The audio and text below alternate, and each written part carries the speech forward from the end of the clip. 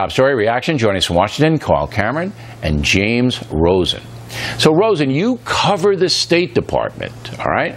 Am I wrong about my assessment of Hillary Clinton as far as the actual attack was concerned?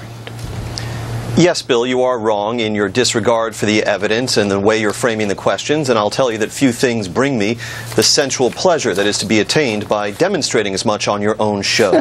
In your talking points on Monday, Bill, you effectively argued that Hillary Clinton's sole point of liability in Benghazi relates to her alleged role post-attack in the promulgation of the false narrative that the Obama administration persisted with for so long. I would agree with you that that could indeed prove a very serious area of liability for Mrs. Clinton, and as I've reported previously on this program, her memorable day of testimony there on Benghazi included statements that aren't as famous as "what difference at this point does it make," but which could, if properly pursued by Republican investigators, leave her with some very tough questions to answer about her veracity under oath. Where I would take issue with you is your suggestion that pre-attack, Mrs. Clinton faces no real or legitimate avenue of continued inquiry because she was ostensibly focused on bigger things than security at the U.S. consulate in Benghazi.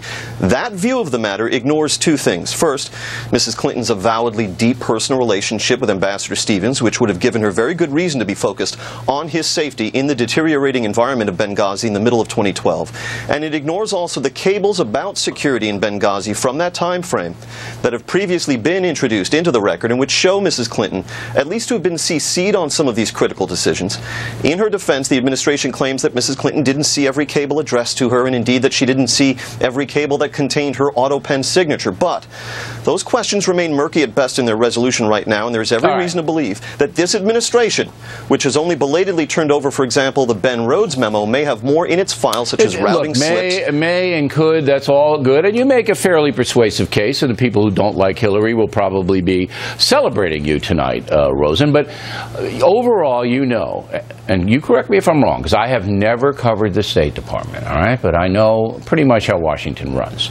You know that Hillary Clinton and Kerry, Condoleezza Rice, all of them, Colin Powell, they are all distracted and preoccupied because the stuff that's coming into them from President Obama, from other people, Defense Department, is overwhelming for a human being. Would I be right to say that? They're distracted people?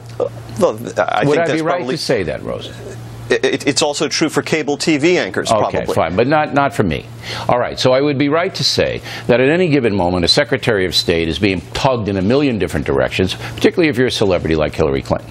The memos that you refer to about security were sent in August, okay?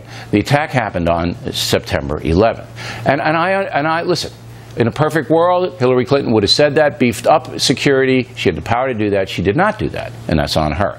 But I don't think you can blame her for the attack. Okay. But you made a good case, Rosen, and I like your moxie. That's why you're on here. You won't be on for the next month, but we'll see you in August, I think. All right, now, Cameron, we have a really big story for you.